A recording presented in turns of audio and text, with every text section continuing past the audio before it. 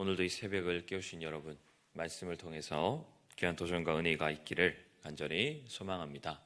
아멘.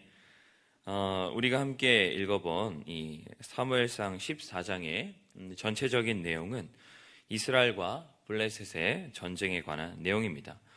특별히 이 사무엘상 14장의 저자는 얼마나 사울이 어리석은 왕이었는지에 초점을 두고 이 14장을 기록했음을 기억하실 필요가 있습니다. 이 저자는 그것을 드러내기 위해서 요나단과 사울을 비교하는 방법을 통해서 그것을 드러내는데요. 저자는 어떤 사건들을 통해서 사울의 어리석음을 드러내고 있을까요? 첫째로 저자는 하나님을 믿지 못해서 승리를 쟁취하지 못하는 사울을 드러냄으로써 사울이 얼마나 어리석은 왕인지를 드러냅니다. 14장 초반부에 보면 이제 블레셋과 이스라엘의 전쟁이 시작되는 장면이 나오는데요. 13장 5절에 보면 블레셋의 군대가 얼마나 많았는지를 알 수 있습니다. 병거가 3만이었고 마병이 6천이었으며 병사는 해변의 모래와 같이 많다고 나와 있습니다. 반면에 이스라엘의 군대는 600명에 불과합니다. 사울은 전쟁이 하나님께 달린 것이 아니라 병사의 숫자에 달렸다고 믿었던 사람이기 때문에 전쟁을 할 생각을 전혀 염두에 두고 있지 않았습니다. 그러나 요나단은 달랐죠. 요나단은 전쟁이 병사의 숫자에 달린 것이 아니라 하나님께 달렸다고 믿었기 때문에 단 둘이서 그와 그를 따르는 한 사람과 나아가게 됩니다. 요나단이 믿었던 것처럼 하나님께서는 정말 숫자가 중요하지 않다라는 것을 보여주시며 블레셋끼리 서로 싸우게 만들어서 2명으로도 승리를 만들어내시는 기적을 요나단이 경험하도록 만드십니다. 하나님을 믿기만 하면 승리를 주려고 준비하고 계셨다라는 것이죠. 결국 사울의 불신앙이 그 승리를 가로막은 것입니다. 여러분, 만약 사울이 아니라 사무엘이 그 600명을 거느리고 있었다면 어떤 행동을 취했을까요? 하나님께 기도를 하고 하나님께서 응답하셨겠죠.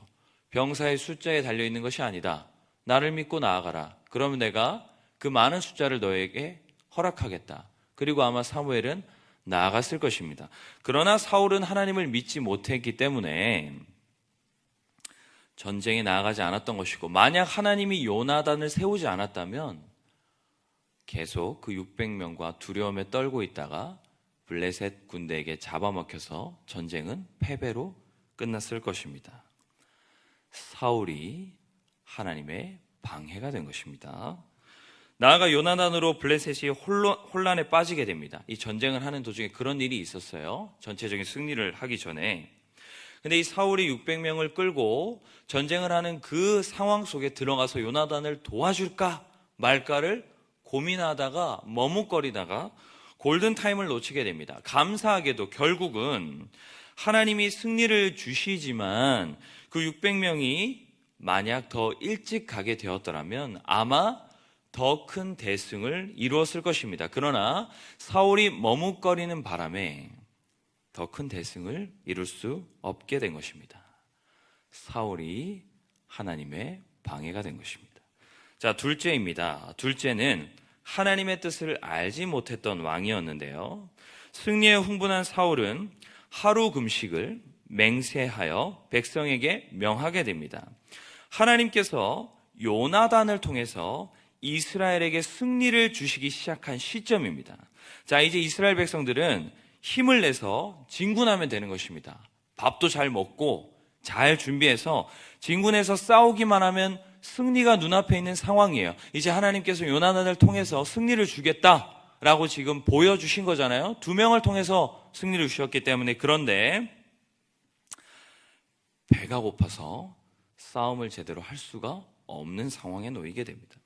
성경에 보면 블레셋을 믹막스부터 얄론까지 쳤다고 나와 있습니다. 그런데 만약 여러분, 이스라엘 백성들이 사울의 맹세가 아니라서 음식을 잘 먹고 건강을 잘 유지했다면 저는 생각할 때 얄론까지가 아니라 더 많은 승리를 이뤘을 것이라고 봅니다.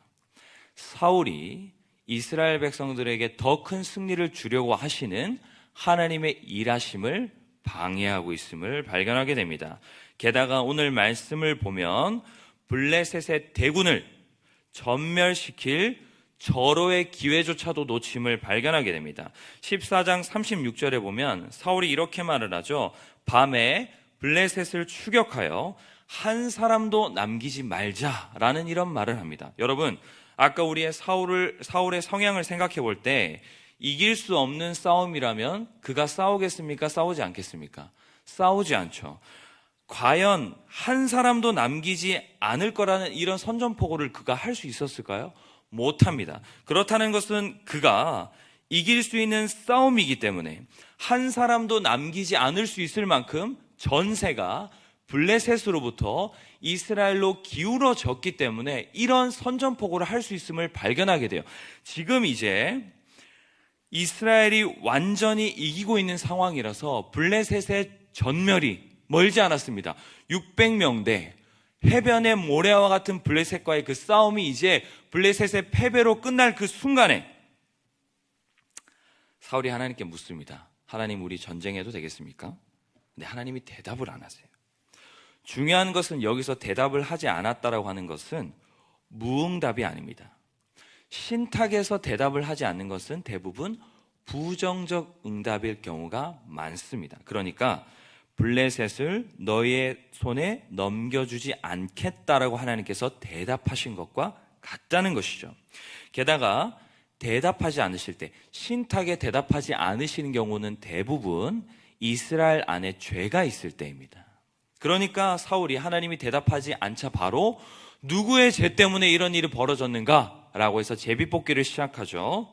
그래서 결국 누구의 죄 때문에 하나님께서 이스라엘 백성들에게 블레셋을 넘겨주지 않으셨습니까?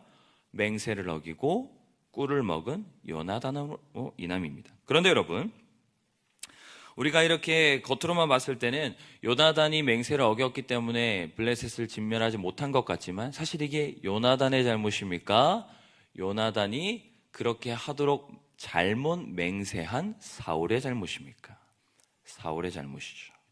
사울이 만약 자기 감정에 취해서 흥분하여 그런 맹세를 하지 않았다면 요나단이 꿀을 먹는 것이 무슨 문제가 되겠습니까? 전쟁 중에 고기를 먹은 것도 아니고 꿀 조금 찍어 먹은 게 뭐 큰 대수로운 일이 되겠습니까? 나아가 맹세를 어기는 일도 없었을 것이고 결국 하나님께서 블레셋을 이스라엘에게 넘겨주셨을 겁니다. 블레셋이 한 사람도 남지 않은 승리를 아마 이루었을지도 모릅니다. 그러나 결국 사울의 잘못된 맹세가 블레셋을 진멸시키려는 하나님의 일하심을 방해한 꼴이 된 것입니다.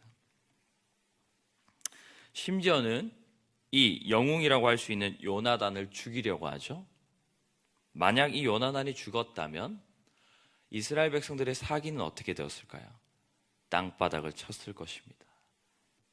사울은 이스라엘 백성들이 블레셋을 정복하고 이기는 데 있어서 전혀 도움이 되지 않습니다. 오히려 하나님께서 블레셋을 이길 수 있도록 요나단을 세우시고 하나님께서 이스라엘 백성을 통하여 블레셋을 정복해가는 그 과정을 방해하는 인물이 되고 있습니다. 위의 내용이 뜻하는 바, 우리가 함께 나눈 내용이 뜻하는 바는 무엇인가요?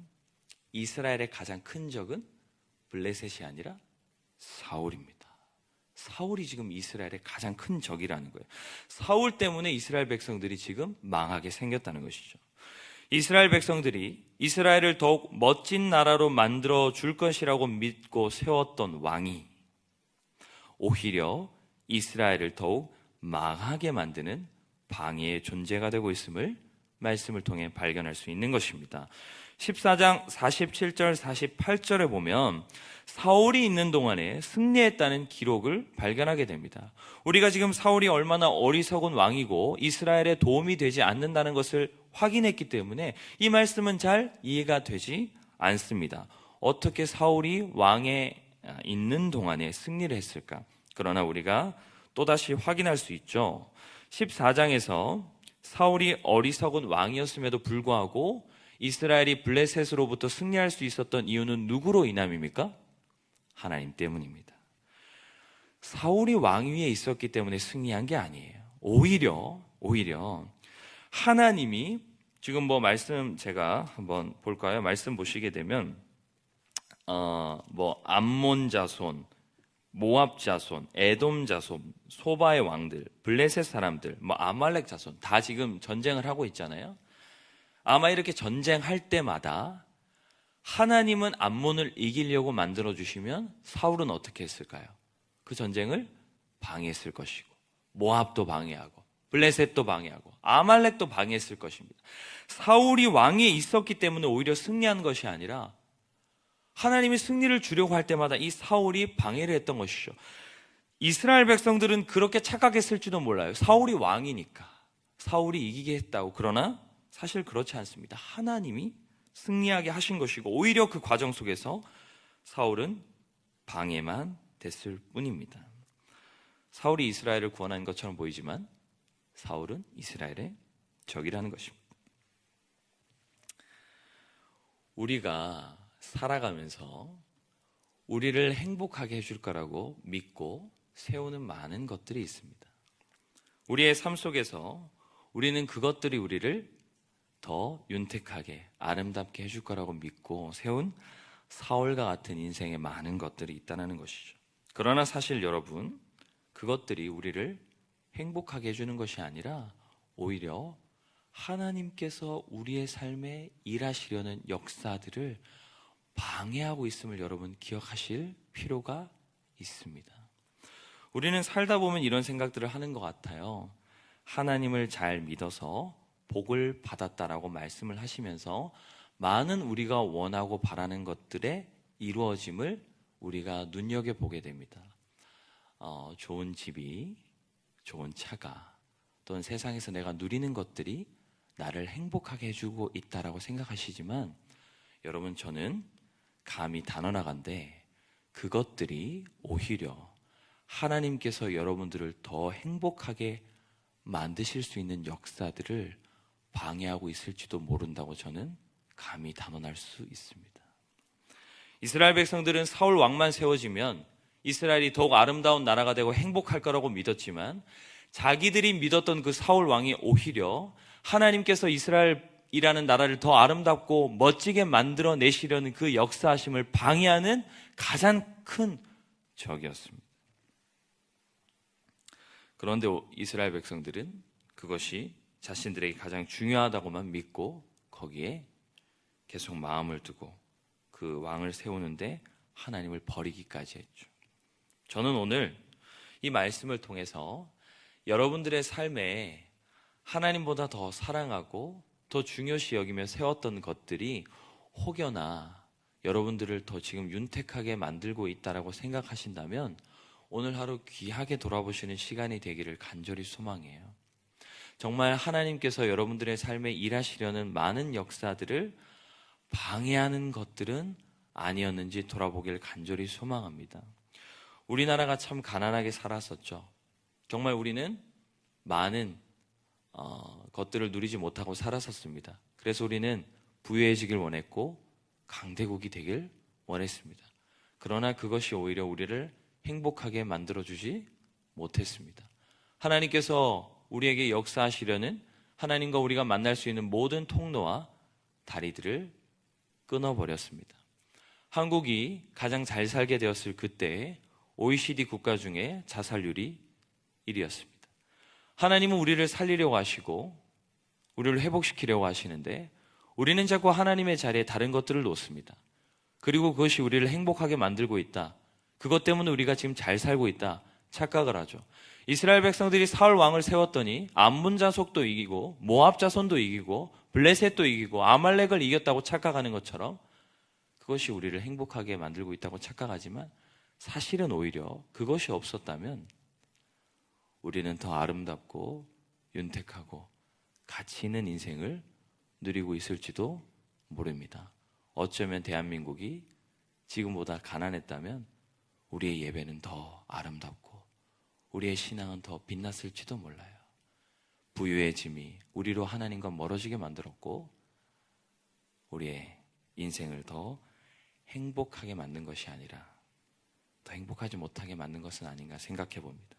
여러분들을 하나님보다 멀어지게 만들고 하나님과 더 가까이 하려고 하는 것을 방해하는 모든 것들을 고민하시고 점검하셔서 그러한 것들을 다 내려놓으시고 오직 하나님만을 여러분의 왕으로 세우셔서 하나님께서 여러분의 삶을 통치하시는 것을 방해하는 모든 것들로부터 자유해지셔서 가장 아름답고 행복하고 가치로운 그런 인생을 영위하게 되신 여러분 되시기를 간절히 소망합니다.